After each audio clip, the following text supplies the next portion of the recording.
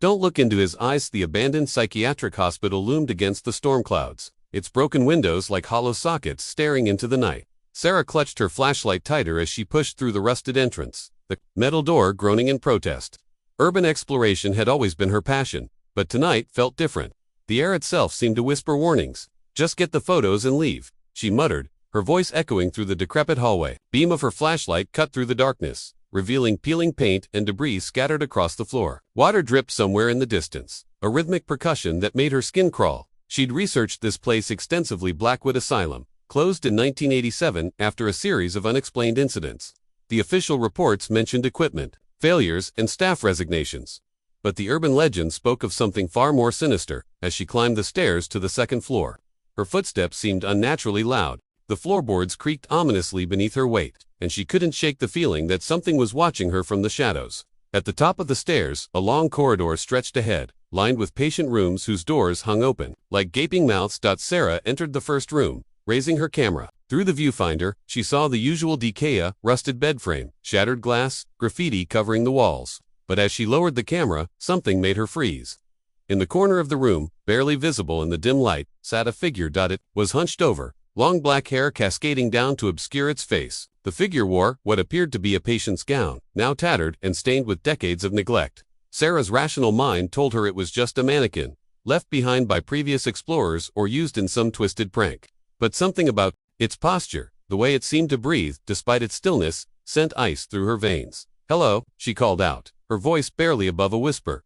The figure didn't respond, didn't move. Sarah took a step closer, her flashlight beam dancing. Across its form, the gown was older than she'd first thought, the fabric having that particular quality of institutional clothing from decades past.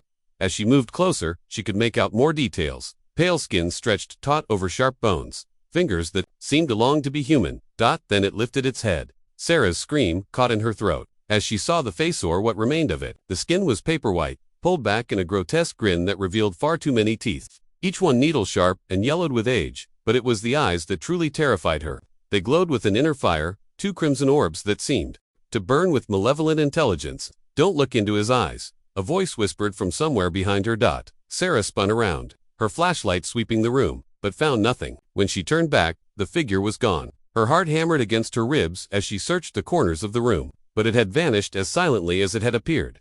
She backed toward the door, never taking her eyes off the spot where the thing had been sitting. As she reached the threshold, her foot caught on something, sending her stumbling backward into the hallway. Her flashlight clattered across the floor, its beam spinning wildly before settling on the opposite wall. In that brief moment of illumination, she saw him again. He stood at the far end of the corridor, perfectly still, those burning red eyes fixed on her. This time she could see him more clearly, the way his limbs seemed to long for his body, how his head tilted at an unnatural angle, the smile that never wavered.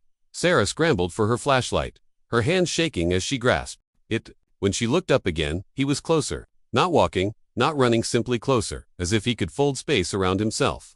The distance between them had halved in the span of a heartbeat. She ran, her feet pounded against the rotting floorboards. As she raced toward the stairs, behind her, she could hear something following, not footsteps, but a sound like fabric dragging across wood, punctuated by what might have been laughter.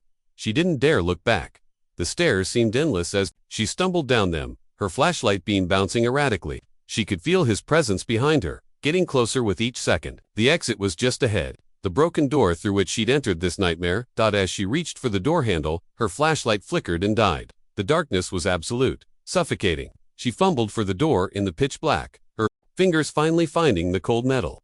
She pulled, but it wouldn't budge. She pulled again, panic rising in her throat. The door was never locked, came that same whispered voice. Now directly behind her ear, Sarah spun around and found herself face to face with him. In the darkness, those red eyes were the only things visible, floating at her eye level like malevolent stars. She wanted to close her eyes, to look away, but found herself unable to break that burning gaze. The longer she stared, the more she could see reflected in those crimson depths images of other visitors to this place, other urban explorers and thrill-seekers who had wandered these halls and never left.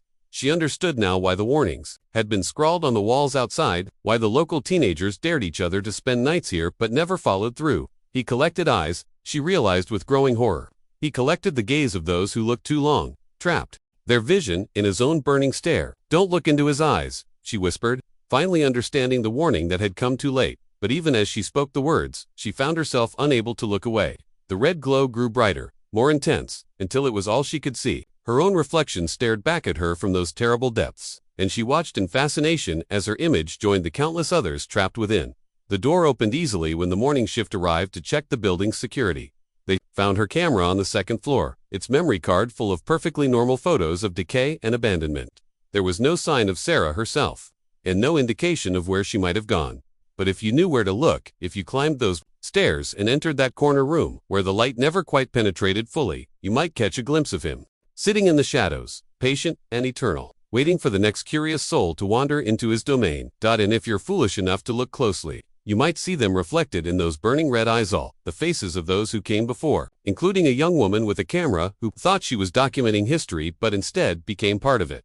The warning remains, scratched into the walls for those wise enough to heed it. Don't look into his eyes. Some say he was a patient here once, before the asylum closed. Others claim he's something older, something that was drawn to this place by the suffering that once filled these halls. But everyone agrees on one thing: once you meet his gaze, you become part of his collection. Forever.